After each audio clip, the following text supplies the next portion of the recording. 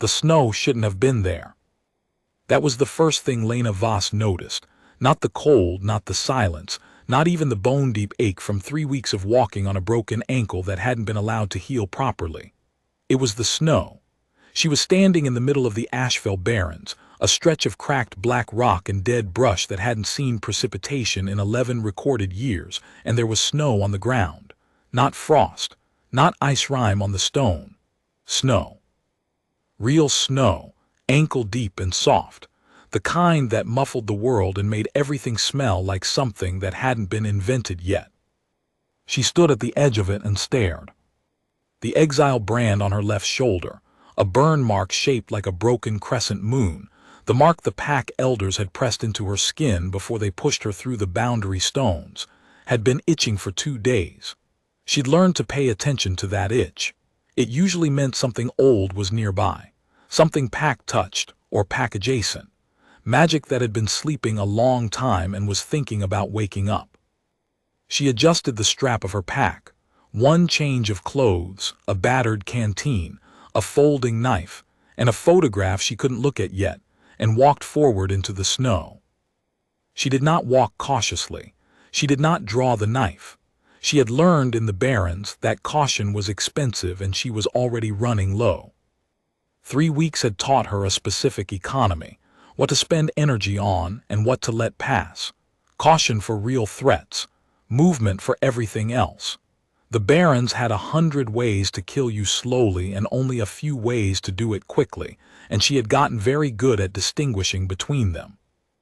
The brand had itched before, twice.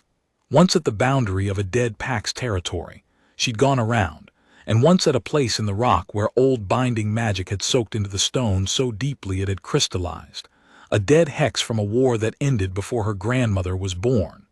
She'd sat with her back against that rock for 2 hours because the warmth coming off it was the closest thing to fire she could safely afford. The itch had been steady and familiar, almost comfortable. This itch was different, more urgent, directional in a way the others hadn't been, the way a compass is directional rather than the way a headache is directional. Something ahead of her was pulling rather than just resonating. She should have been more afraid. She acknowledged this to herself without judgment, the way you acknowledge a math error neutrally and then continue working the problem. She should have been afraid. She walked forward. Her name, before the exile, had been Lena Voss of the Ashrock Pack, daughter of the Beta female, granddaughter of a hunt mother who had run with the pack for 43 years. She was 26 years old, 5'4", and by every metric the Ashrock elders used to measure worth, speed, shift mass, bond resonance, the depth of the howl, she ranked at the bottom of every chart they had. Omega, barely that. They had exiled her for being weak. The formal charge was insufficient pack contribution during the 3rd territorial dispute, which was elder speak for the fact that during the battle at the northern ridge, Lena's shift had broken under duress, and she'd spent 6 hours hiding in a culvert while her packmates bled. She hadn't been a coward, not exactly. The shift had simply stopped working, the way a door jams in the cold, not broken, just stuck.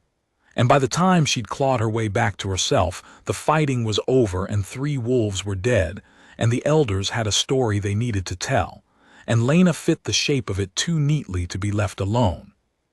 They'd exiled her in January. It was now early March, and she was still alive, which surprised even her. The snow deepened as she walked. The black rock of the Barrens gave way to something she didn't have a name for, packed earth, frozen hard, with the occasional boulder jutting up like a tooth. Trees appeared, which shouldn't have been possible. Pines, heavy loaded with snow, spaced with the deliberate geometry of something planted rather than grown. Between them she could see light, warm light, amber and gold, the color of fires and lanterns rather than the blue-white of the moon. She should have turned around. She knew she should have turned around. She kept walking. The trees opened up and she came out into a valley that had absolutely no right to exist in the middle of the Ashfell Barrens. It was wide and bowl-shaped, ringed by the pines, and it was full of wolves. Not living wolves, Structures. Buildings made of timber and stone, carved with running wolf silhouettes and howling moon motifs. Streets of packed snow between them, lit by torches in iron brackets that burned without any visible fuel source. A central square with a fountain frozen mid-arc, the water suspended in crystal loops and spirals that caught the torchlight and threw it in every direction.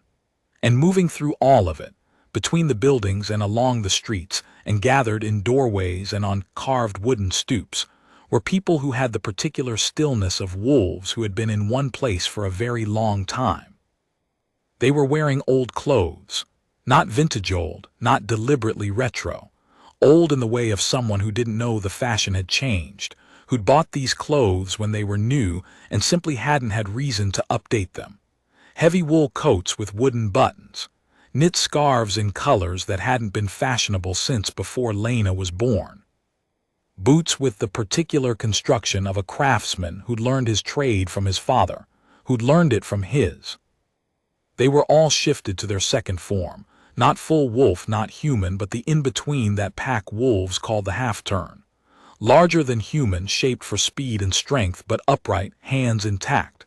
Every single one of them, standing in the streets and the doorways in their half-turn forms, not moving, barely breathing, not waiting, just being, the way a clock is between ticks. Lena took a slow breath and analyzed the scent of the place. Old pack bond, deep and layered, the kind that built up over decades of shared territory, shared blood, shared hunts. Pack magic, the living resonance that packs generated just by existing near each other, but strange, muted. Like a song being sung in another room, the melody reaching you but the words lost. And underneath all of it, something mechanical, deliberate, a structure built into the magic rather than grown from it, the way a dam is built into a river. Something was holding this place together from the inside, something artificial. The brand on her shoulder burned bright and sudden, and she hissed through her teeth and grabbed at it. "You feel the hold fast." The voice came from her left. She spun, hand on the folding knife, though she knew it was a futile gesture against a half-turned wolf, and found a girl sitting on a snow-covered fence post, watching her with eyes that were the wrong shade of blue, not wolf blue, something older. The girl was maybe 12, dressed in the same old-fashioned wool coat as the rest of them, dark hair braided back from a face that was too still for a child's face, too patient, like a very old mind looking out through young eyes. "The hold fast," the girl said again. "The machine at the center of this place that keeps it here, keeps us here. You can feel it through your Exile brand because both of them are made of the same kind of magic, binding magic, the kind that says you belong somewhere whether you want to or not." Lena let go of the knife. "Who are you?" "My name is Myra Elsgood. My father built this place." She looked out over the frozen square, over the statue, still wolves in their old-fashioned clothes, her expression carrying the particular weight of someone who had thought about something for so long it had gone past grief into something quieter. He built it because he wanted to give them a home that would never leave. He loved his pack so much that he decided love was enough to build a cage from. Lena looked at the motionless wolves. "What year do they think it is?" 1947, Myra said. "The year my father cast the holdfast. The year of the pack war's worst winter, when half the northern packs were dead or scattered, and my father decided the surviving members of the Elsgood pack deserved a refuge that nothing could touch." She paused. "He wasn't wrong about the intention. He was only wrong about everything else." Lena stepped into the square. None of the frozen wolves reacted to her presence. She walked slowly, giving each of them the moment she'd have wanted someone to give her if their situations had been reversed. Not pity, acknowledgement. She walked past two of them, a man and a woman, standing close enough to be touching, their faces turned toward each other in an expression of conversation that would never end, and felt the strange intimacy of witnessing something private that had been trapped in the middle of happening. Further in, she passed a group of 3 older wolves standing around a cold fire pit. One of them held a long stick, the gesture of someone about to poke at coals. Another had a hand raised mid-laugh, or mid-story, or mid-something that had been funny a long time ago. The third was looking away from the other two, out toward the frozen fountain, with an expression that could have been distraction or worry or something that existed between them and wouldn't translate. She stopped in front of a child, 7 or 8, standing alone near the fountain, arms outstretched in a posture that was either a game or an attempt at balance. The child's face was turned up to look at the sky, eyes wide, mouth slightly open, watching something fall, a snowflake probably. A single snowflake caught in the last moment of its descent. Lena found she had to look away. "How many of them are there?" she asked. 63, Myra said. "My father intended to include more. There were other survivors scattered across the northern territories, but the casting window was short, and he could only bind the ones who were already inside the valley when he activated the holdfast." She paused. "He has never stopped grieving the ones he didn't get." "He's been alone with 63 frozen people for 76 years, Lena said. "Yes. She stopped herself from saying what it was. It didn't need saying. Why didn't he just release them once the war was over, once it was safe? Myra's expression shifted into something complex and tired and very old. Because by the time it was safe, the magic had settled. The holdfast had become structural. The pack bond had built up around it the way scar tissue builds around a wound. You can't remove the scar without reopening everything underneath. My father tried to find a way to unbind it safely for 20 years. After 20 years, he stopped trying and started believing this was how it was supposed to be. She looked toward the great timber building at the far end of the square. After 40 years, he started believing he'd chosen this. After 60, he started believing the world outside was still dangerous. Now, she exhaled slowly, now he believes this is the only good thing left. Grief, Lena said, is very good at convincing you it's logic. Myra looked at her with those two old eyes. Yes. They're not dead, she said. No, they're waiting. The holdfast keeps them in the last moment before something was supposed to happen. My father intended it as protection. He thought if he held them at the moment before the attack, they would be safe forever. But forever is a long time to be safe, and nothing was ever supposed to be permanent. Myra climbed down from the fence post and walked beside Lena, her boots leaving sharp prints in the snow. I've been here since 1947. I am 12 years old. I will always be 12 years old, unless someone shuts down the holdfast. Lena stopped walking. You want me to shut it down?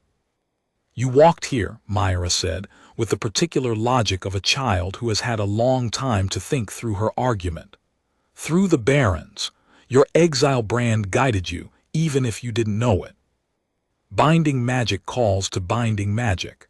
The holdfast knew someone with the right resonance was near and it opened the valley. She tilted her head. Also, I've been watching you for 4 hours.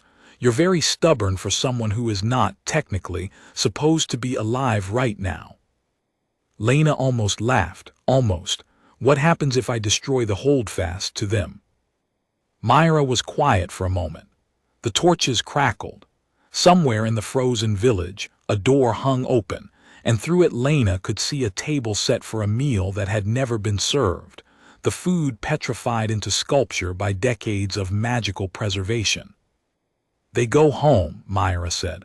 Whatever home means for 76-year-old ghosts, they get to finish what they were doing. And you? Another pause longer. I get to be old, Myra said very quietly. I've been looking forward to it. Lena turned away from the frozen couple and looked across the square toward the largest building in the village, a great timber structure at the far end, 3 stories tall, with carved wolves running in a frieze along the roofline. The torchlight was brightest there.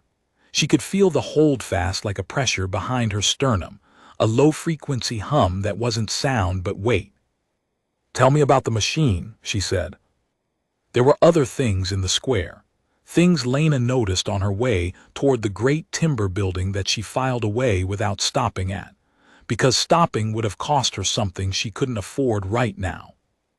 A store with its window display unchanged since 1947, hand-carved wooden animals arranged in a diorama, the craftwork intricate enough that she could see the individual tool marks in the grain. A notice board with papers pinned to it, the writing faded but legible, meeting notices, trade announcements, a roster for the hunt rotation. Names she didn't know. A pack's whole administration froze in mid-breath. Near the notice board she found a name she recognized. Exiled, a hunt captain.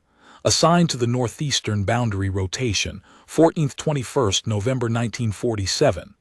Myra's father then before the holdfast. Before whatever the pack war had done to him. She looked at the handwriting, precise, deliberate, the hand of someone who had learned to write carefully and never grew out of the habit.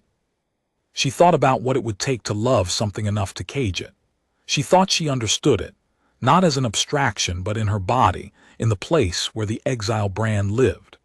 The elders had caged her for their own peace of mind, because the alternative was admitting they'd failed her, and admitting failure was more dangerous than exile. They'd built a story around her the same way Exiled had built a construct around his pack, starting from love, or something that called itself love, and ending in a prison neither party could fully see.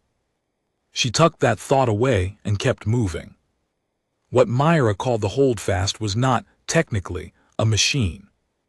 It was a bound construct, woven pack magic crystallized around a physical anchor, in this case a stone pillar at the center of the great timber building's lowest level, carved with the seal of the Exiled pack and wrapped in a lattice of silver and bone that had been growing more complex for 76 years, each year adding another layer like sediment, like a pearl building around an irritant. Myra explained all of this as she led Lena through the outer streets of the village, past the frozen wolves and the frozen fountain, and a cluster of children who were forever in the middle of a game whose rules Lena would never know. "My father is at the center," Myra said. "He's the pillar in a sense. He put himself into the construct as the binding agent. The pack's loyalty to him is what powers the holdfast, and his will is what holds the shape." She paused at a corner, looking down an alley toward the timber building. "He thinks he's doing good. He thinks he's still doing it." "Is he awake?" "Yes, that's the worst part." Her voice was flat now, scrubbed clean of anything that might have been feeling. "He can see them. He watches over them every day. He loves them. He has loved them for 76 years in here, alone and awake while they sleep standing up, and he will not let go because letting go feels like failing them." Lena thought about her own exile brand, about the elders who had pressed it into her shoulder and told her she was a failure to her lineage, her bloodline, her pack. About the way love could calcify around something and become a trap neither person could see out of. "Okay," she said, "show me the way in." Getting into the timber building was not the simple matter it sounded like. They circled it first. Myra led her on a wide arc through the outer streets of the village, past buildings that were dark and empty, workshops and storage rooms and what looked like a school, complete with chalk equations still visible on a board through a window, a mathematics lesson from 1947 that would never be completed. The timber building at the center was newer than everything around it, Lena realized, newer feeling, though it was built in the same style. Like it had been added after the fact, built atop the original construct as the years went on, and the holdfast required reinforcement. "He kept adding to it," Myra confirmed when Lena said this aloud. "Every decade, when he felt the holdfast weakening, he would add another layer, more silver in the lattice, more bone, more of himself." She said it without inflection. "He used to be very large, a big man, broad, the kind you think of when you think of an alpha. He's been giving himself to the holdfast for so long there's barely anything left of him." She paused at the corner and looked at the building's north face. "But he can still choose. That's the thing I've been holding onto for 76 years. He is not the holdfast. He built it. He can unbuild it if something gives him a reason. What gives an old man who spent 76 years, convinced he's protecting his pack, a reason to stop? Lena asked. Myra looked at her with those deep-water eyes. Someone who knows what it costs to be bound to something you didn't choose. Lena felt the brand on her shoulder answer that, a low, resonant pulse. The building's exterior was guarded by the holdfast's defenses, which, because Myra's father had built this place out of his idea of a perfect refuge, and because his idea of a perfect refuge was drawn from the Elsegood Pack's oral traditions and his own deeply idiosyncratic obsessions, were not the defenses Lena would have designed. She turned a corner and stopped dead in front of 6 timber constructs shaped like nutcrackers, the old kind, the military dress kind, 8 feet tall with articulated jaws and arms that ended in something between a hand and a blade, standing at attention on either side of the building's main entrance. He built those in 1952, Myra said, when he got worried someone might try to come in. She squinted at them. He gave them his pack's combat instincts but not their intelligence. They react to movement and intent. If you try to force your way past them, they'll cut you in half. Lena looked at them for a long moment. The constructs were motionless, but there was a quality to that motionlessness that was different from the frozen wolves in the square. Alert motionlessness, coiled, the motionlessness of something that was choosing not to move rather than being held in place. I don't suppose there's a back door. There's a service passage on the north face, Myra said, but there are more of them there, smaller ones, and they're faster. Lena crouched in the shadow of a doorway and watched the constructs. She could feel the holdfast's hum intensifying the closer she got to the building, the binding magic resonating against her Exile brand in a way that made her back teeth ache. She thought about the way the brand worked, the way it was supposed to work, according to the elders who had put it there. It was a marker, a signal to any pack wolf she encountered that she was outside the protection of any pack bond, that she had no claim on pack resources, pack territory, pack aid. It told the world she was alone. But it was also, as Myra had said, binding magic, and binding magic could be used bidirectionally. The constructs respond to pack resonance, Lena said slowly.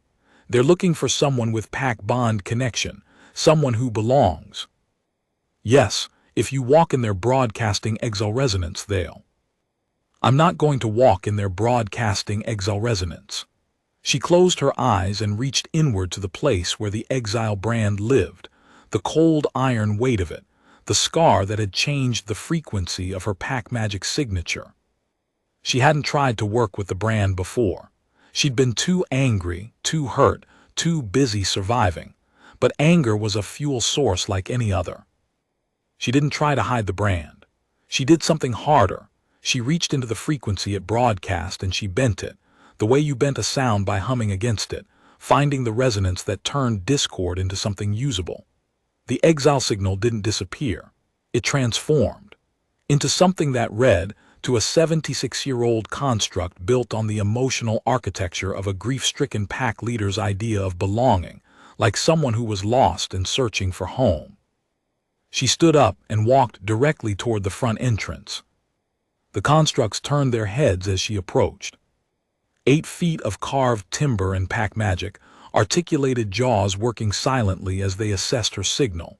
She kept walking, steady pace, not aggressive, not fearful, the particular cadence of someone who had been walking a long time and was almost there.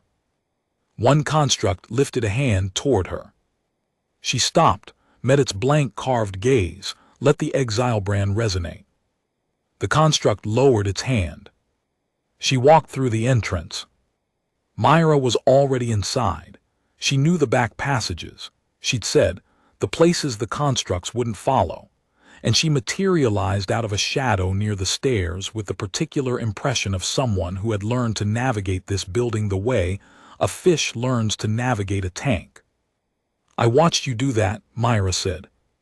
With the brand. Don't make it weird. That was pack manipulation at a level I have not seen since my father.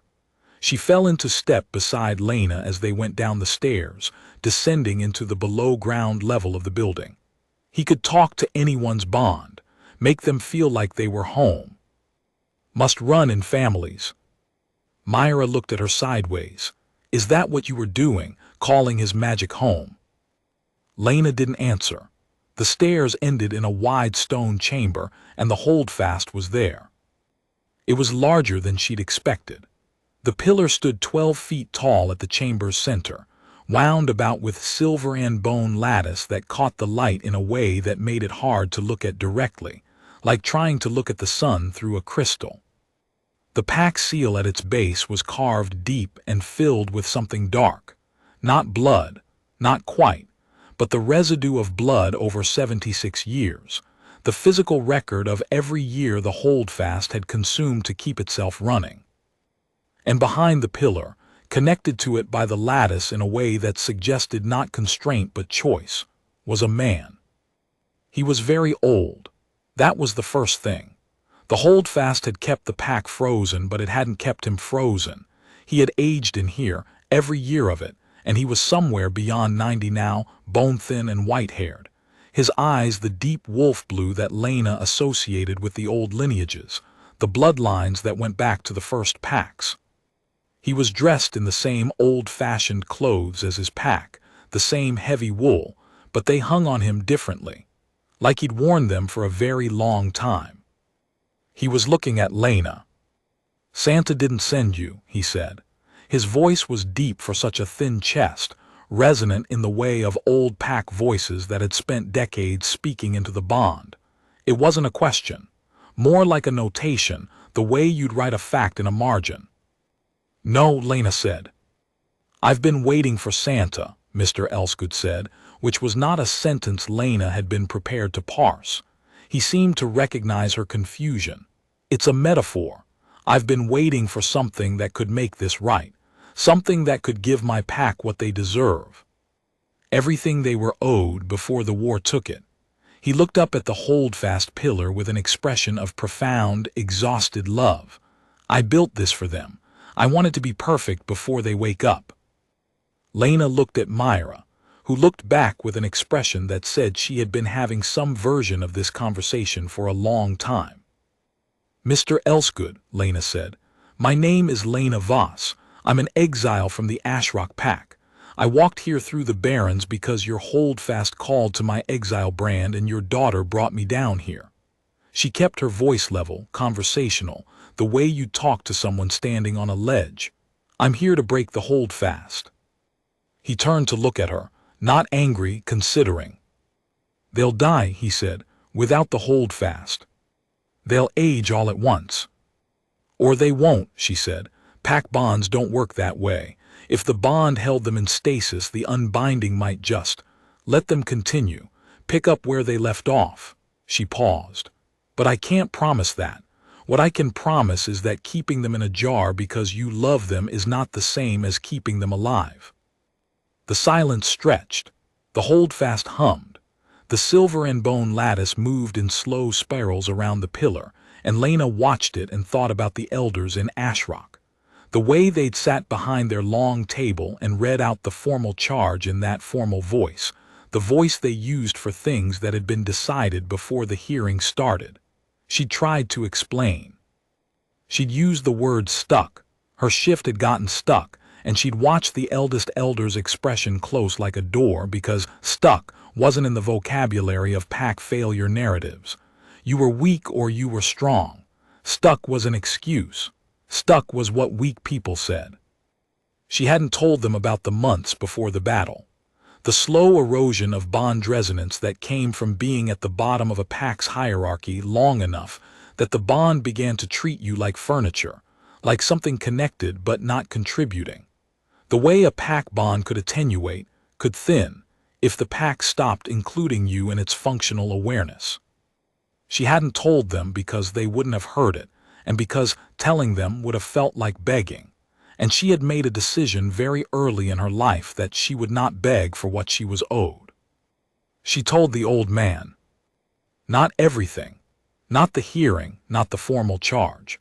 But she told him about the thinned bond and the battle and the culvert, and she told him what it felt like to have something that was supposed to be fundamental to your nature simply stop working when you needed it most. She told him in a voice that was flat, and even without apology, the way you state facts. He listened. His grip on the lattice loosened, not much, barely perceptible but measurably. "I didn't know it could thin like that," he said. "A pack bond." "It shouldn't be able to," she said.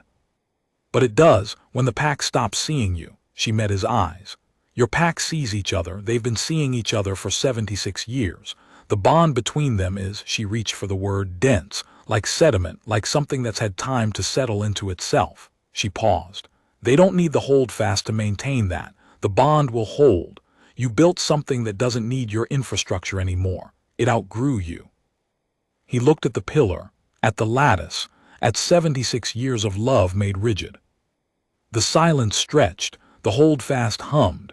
She said it half to herself, the strange echo of a thought without a reference. Then she stopped and looked at him directly. "What would you have wanted? If you could go back to 1947 and tell yourself one thing."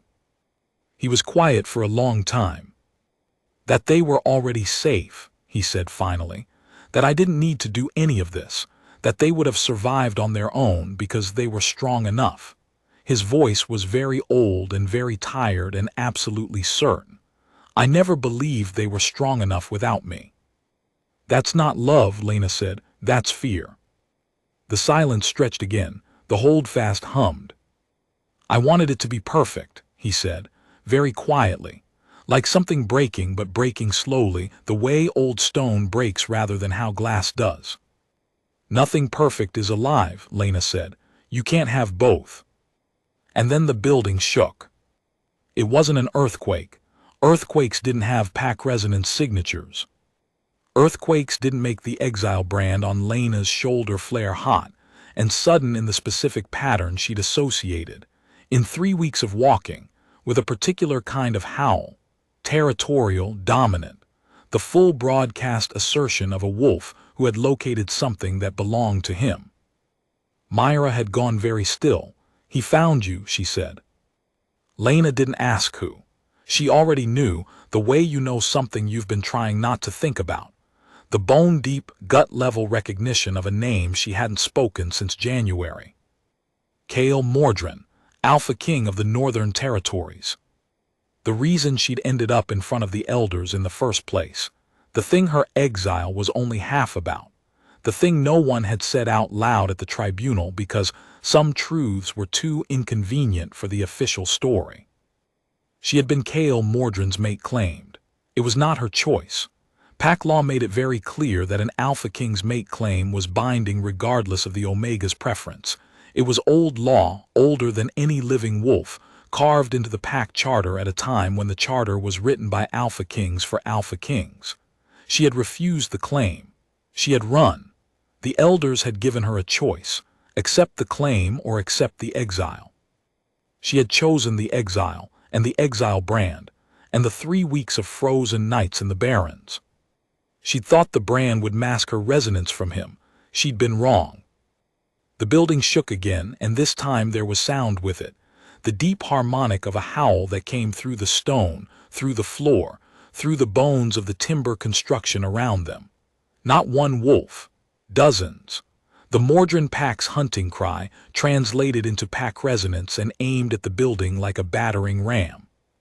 "He can't get through the holdfast," Myra said. "Not directly. The binding magic will block pack resonance from outside." "He's not trying to get through it directly," Lena said. She could feel it now, the thing Cale was doing. She'd spent 3 weeks trying to forget the feel of his magic, and it hadn't worked. The way smells don't stop being familiar.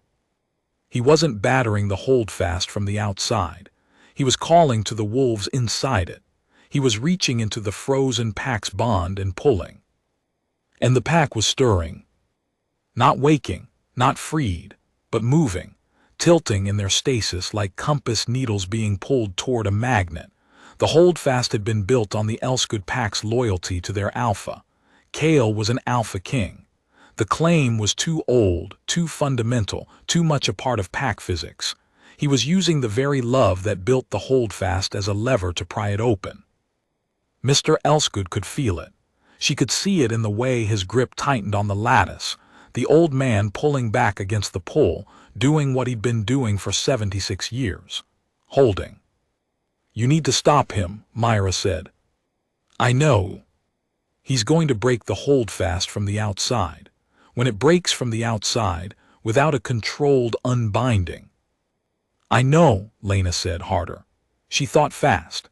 She thought about the constructs above, and the frozen pack in the square, and the fish-out-of-time village and its permanent Christmas, and the way Elsgood had built a perfect prison out of love and grief, and the refusal to let something precious be mortal. She thought about Cale Mordrin. She'd been angry at him for the claim at first. Then just angry, the nonspecific burning anger of someone who has been told by the universe that they don't get to decide what happens to them. But anger was a fuel source. She'd thought that once already today. She turned to Myra. "I need to go outside. The constructs won't stop me, not anymore." She looked at Mr. Elsgood. The old man was still at his pillar, still holding, but his face had changed. He was looking at his daughter, Myra, who had been 12 years old for 76 years, who was watching her father with an expression that had too many layers in it for Lena to count. "Let go," Lena said to him, not cruel, not urgent, just the truth delivered like a door being opened. "Let it go so she can be old. You built this to protect your pack. Your pack is alive in there." She touched her own chest, her own brand, the binding resonance she'd spent 3 weeks learning to hate. And alive means mortal. Alive means they get to finish and then stop. That's what alive means. Mr. Elsgood looked at his daughter. Myra looked back. "Dad," she said, very quietly, in the voice of someone who had rehearsed this moment for 76 years, "I'd like to go home." Lena ran. She took the stairs 3 at a time, past the constructs who turned to follow her with their blank carved gazes and then stood aside. Because she wasn't broadcasting exile anymore, she realized. Something had shifted. The exile brand was still there, would always be there, but the signal it was sending had changed in the last hour into something the constructs couldn't categorize. She blew through the entrance and into the snow. The square was different. The frozen wolves were moving. Not free, not yet, but the stasis had cracked. She could see it, the way you see ice before it breaks, the faint trembling of the surface. Several of the wolves had shifted posture. The couple in mid-conversation had turned slightly toward each other rather than facing the street. The children's game had moved forward one moment. It was subtle, the way the first light before sunrise is subtle, but it was unmistakable. And above the tree line, visible now over the roof of the great timber building, the shape of something large. Cale Mordrin landed in the square in his full wolf form. He was enormous. That was what you noticed first, before anything else. The sheer physical scale of an alpha king at full shift, black-furred and heavy-shouldered, big enough that his paws left prints a foot deep in the snow. His eyes were amber in the torchlight. He'd come alone. That surprised her until she thought about it. This was a retrieval, not a raid. He'd left his pack at the tree line because this was personal. He shifted to human in the square, which was the most alpha thing she'd ever seen him do. The shift happened fast and complete, the way only the strongest shifters could manage it, and then he was standing in the snow in clothes that were too light for the temperature. He never felt cold. He'd told her once, with the particular carelessness of someone who'd never had to feel cold, and he was looking at her. "Lena," he said. She stood across the square from him with her hands at her sides, and the holdfast humming through the ground under her feet. The brand on her shoulder was a full burning now, responding to his proximity the way it always had, the mate claim resonance pulling at the exile resonance in a way that felt like 2 magnets being pressed face to face. "Cale," she said. He crossed the square toward her, and she didn't run. Running was what she'd been doing for 3 weeks, and she was tired of it. tired in her legs and her shoulder, and the part of her brain that made strategic decisions, and he stopped when he was close enough to speak quietly. "I've been looking for you," he said. "I know, I noticed the howling." "The howling was 1 hour ago. I've been looking for 3 weeks." He said it without accusation, which was worse than accusation. His voice was even. That evenness was not calm. It was the structure built around something that wasn't calm, the way a dam is built around water. "I exiled myself," Lena said.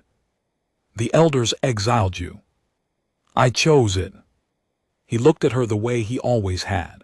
She remembered the first time she'd registered the look, at the territorial summit in autumn, where the pack alphas gathered to negotiate boundary agreements, and she'd been there as part of the Ashrock delegation, a last-minute addition because 2 of the senior wolves had pulled out sick.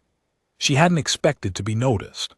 Omegas at diplomatic functions were furniture with feet, present, necessary for a full count, not addressed directly. Kael Mordrin had addressed her directly. Not about diplomacy, not about pack business. He'd asked her what she thought about the northern boundary dispute, an actual question, one that expected an actual answer. And when she'd given him one honest, probably too blunt, the kind of answer that would have earned her a reprimand from the Ashrock elders if they'd been within earshot, he'd listened. Not with the polite half-attention of someone waiting to respond. Actually listened. She'd understood later that it wasn't just courtesy. The mate claim resonance had already started, below the level of conscious awareness. The pack magic of 2 wolves whose frequencies were compatible, beginning the long harmonic process of recognizing each other.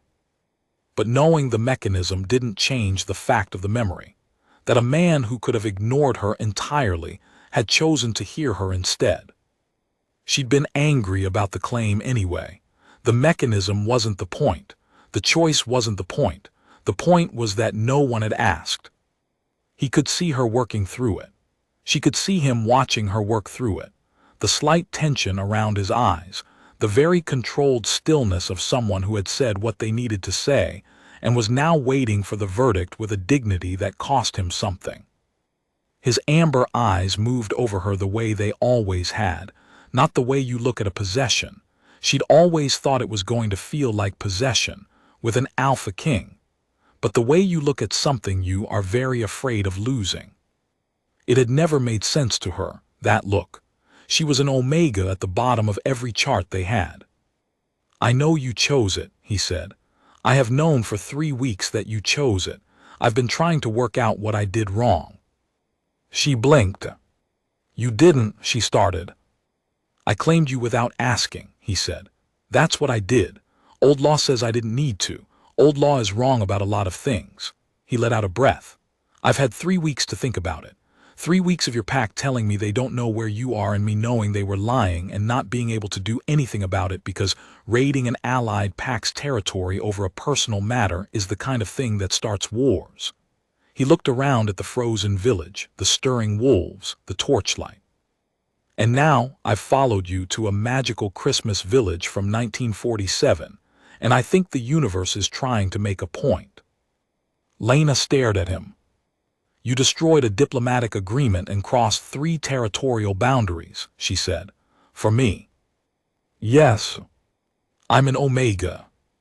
"You're my mate," he said. The word was different in his mouth than she'd expected, not declaration, not command, something closer to fact. "Or you would be if I'd asked properly, which I should have done." He was quiet for a moment.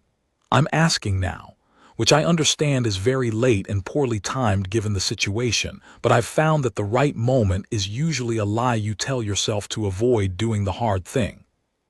The ground shuddered. Lena looked at the great timber building. The light from inside had changed, brighter now, and the quality of it had shifted from warm amber to something colder, more intense, the light that came with a major binding construct releasing its energy. The holdfast was breaking. Not from outside, from inside. She could feel the difference in the resonance, controlled unbinding rather than forced fracture, the magical equivalent of opening a door versus breaking through a wall. The old man had let go. She grabbed Kale's arm. "We need to move." They ran together, and she noted distantly that he matched her pace without trying to pull ahead, running beside her rather than in front of her, which was not how most alpha kings ran with anyone, to the edge of the square. The constructs were already going still, their pack magic sustenance cut off at the source, great carved figures settling into the permanence of mere wood. The holdfast released. It was not loud.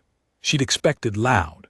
Instead, it was a sound like the world exhaling, a long, sustained release of pressure, the kind that made her ears pop and her sinuses ache and her exile brand go cold and then warm all at once. The lattice structure beneath the great building detonated upward through the chimney in a pillar of white-silver light that went straight into the sky and spread there like frost on glass. Like every binding structure, the construct had been holding suddenly let go of everything it had and distributed the energy evenly across the valley. And the wolves woke up. Not all at once. Not dramatically. The couple in the square turned toward each other and one of them laughed, a small, surprised sound, at a joke that had been almost finished for 76 years and was now complete, and the children's game lurched forward and the children scattered and yelled. Doorways filled with figures stumbling into the night, blinking in the torchlight, looking at hands they had been unable to move for a generation. The three wolves at the cold fire pit, the one with the stick poked at nothing, then looked at the stick with confusion, then looked up to find his companions already turning to face the square. The one who had been mid-laugh finished it.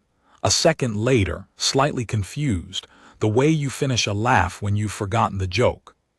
The third dropped their gaze from the sky and blinked.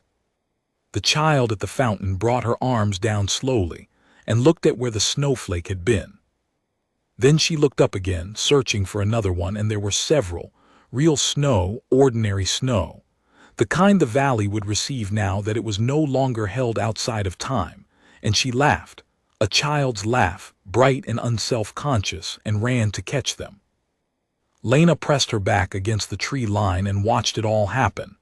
Kale stood beside her without touching her, without speaking, which was the right thing to do and the thing she would not have expected from an alpha king.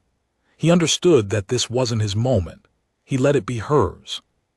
The three wolves at the fire pit had found each other again, shoulder to shoulder now, looking around the square with the particular wide-eyed quality of people who had just experienced something they had no language for. The woman from the couple pressed her forehead against her partner's shoulder. He put his arm around her. They stood very still, but this stillness was different. Chosen, voluntary, the stillness of people who were still and could move if they wanted to. That distinction, Lena thought, was everything. Lena pressed her back against the tree line and watched it happen and felt, for the first time in 3 weeks, that she might cry. Not from sadness. From the particular release that comes when something that has been wrong for a very long time is allowed to stop. Kale stood beside her, not touching, just there. "The machine is gone," he said. "Yes. What happens to them now?" She looked at the milling wolves in the square, the tentative steps and reaching hands and the sound of voices asking where and how and what day. The confused, alive, mortal cacophony of people who had been frozen and were now free. "They figure it out," she said, "same as everyone." He was quiet for a moment, "Same as us." She turned to look at him. He was watching her with the same expression he'd had across the square, that particular afraid of losing it look that still didn't make sense if she thought about it too hard, so she stopped trying to make sense of it and just let it be. "You have a pack," she said. "I'm an exile. There are treaty obligations and territorial arrangements, and about 17 different reasons why the Northern Council is going to have opinions about this." "I have opinions about the Northern Council," Kale said. "Kale, I destroyed a diplomatic agreement and crossed 3 territorial boundaries," he said, echoing her own words back at her with the very slight emphasis of someone making a point. "I'm aware of what I've done. I'm aware of what it's going to cost. I'm asking you anyway." He turned to face her fully. I should have asked instead of claimed. I should have, there's a lot of should, I know that. But the question is the same now as it would have been then, and the question is, will you run with me? The torchlight moved in the square. The newly woken wolves were beginning to find each other, reaching across the space between them with the stumbling grace of people who had been apart without knowing it, the long embrace of reunion. She thought about the barrens, 3 weeks of black rock and dead brush and frozen nights, and the way she'd kept walking not because she knew where she was going but because stopping was the only thing worse than moving. She thought about the Exile brand, still there on her shoulder, still part of her, not gone, not cured, but changed. Bent. Something she'd made useful. She thought about the girl named Myra Elsgood who had been 12 years old for 76 years, and who had said, "I'd like to go home." She thought about where that was not a place, a person, her father. The construct that had held them both in place. You couldn't go home to a thing. You could only go home to someone. "Yes," she said, "I'll run with you." He didn't say anything. He reached out and put his hand over the Exile brand on her shoulder, gently, just the warmth of his palm against the scar, and the brand did something she hadn't known it could do. It resonated, not painfully, the way a string resonates when the right note is played nearby, in harmony. A mate claim wasn't a possession, she understood then. It was a frequency.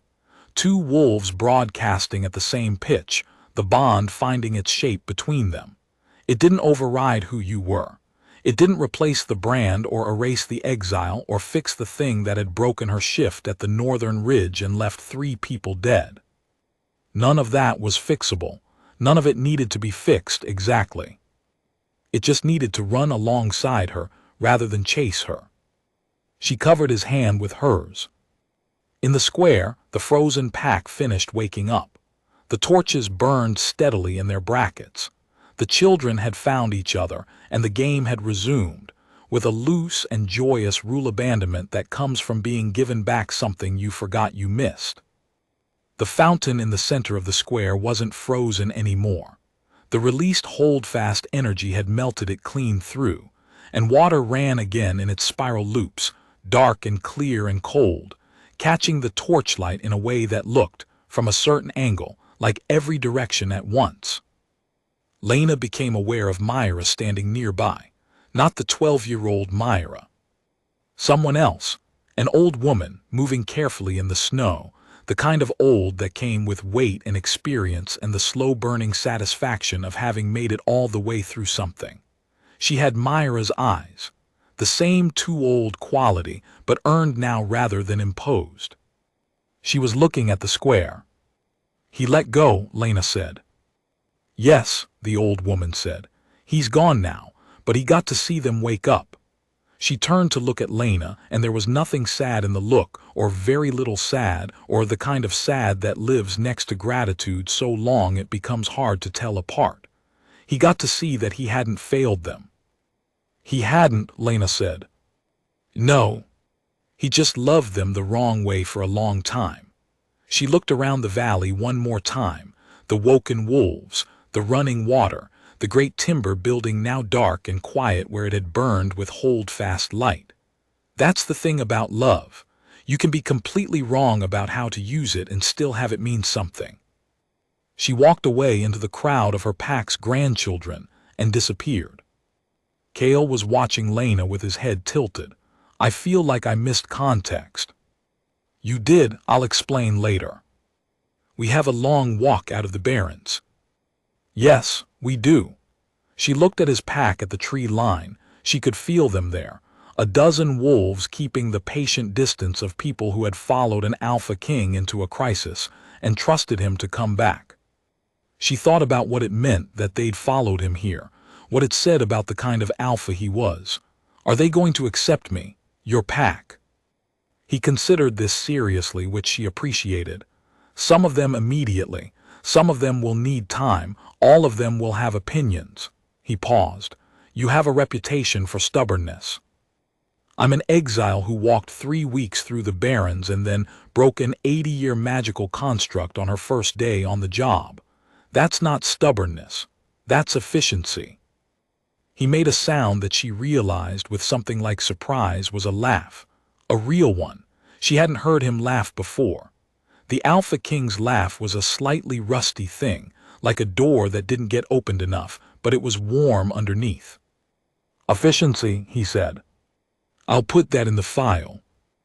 They walked through the valley together toward the tree line, past the woken wolves still finding their footing in a world that had aged 76 years without them, past the dark constructs, and the running fountain, and the torches that were burning lower now, the magic that had fed them for decades fading, as the valley found its way back to being an ordinary valley in the middle of the Ashfell Barrens.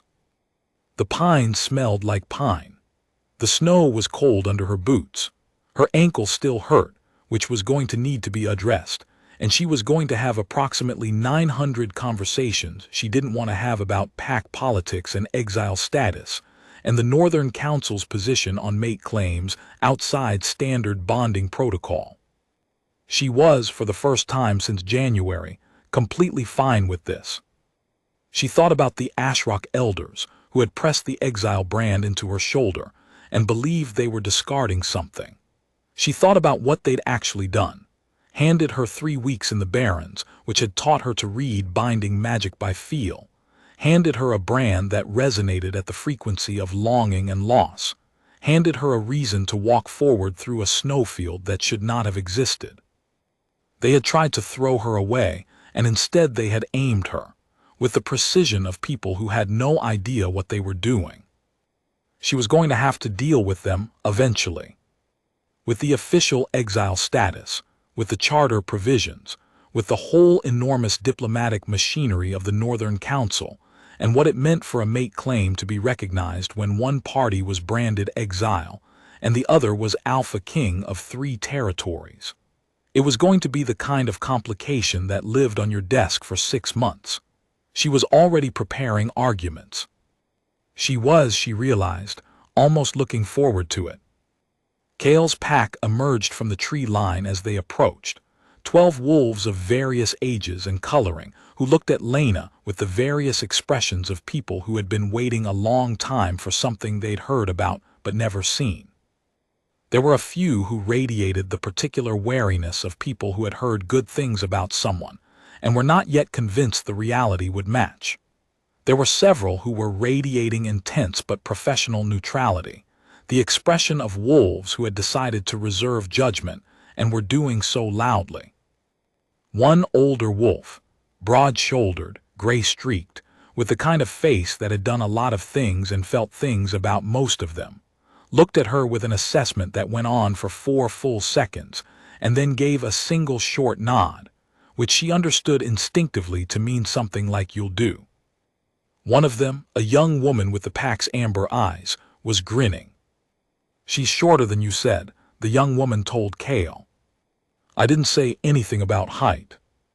"You said fierce," I extrapolated. Lena looked at her. "What's your name?" "Petra, I'm his cousin, and the pack's informal assessor of whether new members are going to be a net positive or a net chaos." "Net chaos," Lena said immediately. "I just destroyed a magical construct and convinced an 80-year-old dead man to let go of his life's work. This is my normal Tuesday." Petra's grin widened. She turned to Kale. "I like her." "I know," he said. "I've known for a while." They left the valley as the last of the torches went dark behind them. She could hear the woken pack behind them, voices now, multiple voices, building in volume and complexity the way a fire builds when it has enough to feed on. Questions about what year it was. Exclamations of recognition. A child calling a name being answered. The sound of people catching up. She didn't look back. Not because she was afraid of what she'd see. She thought what she'd see would be something she'd carry for the rest of her life. But because looking back at the ending was not what you were supposed to do with an ending. What you were supposed to do was continue. The valley would be all right. The woken pack would find their way. Myra was old now, or becoming old, and old meant she had a full span to work with, and Lena suspected the Elsgood pack had been waiting for 76 years to be handed a problem they could actually solve. She trusted them with it. That felt in its small way like something she hadn't done in a long time, trust. The barrens were still the barrens on the other side of the pines.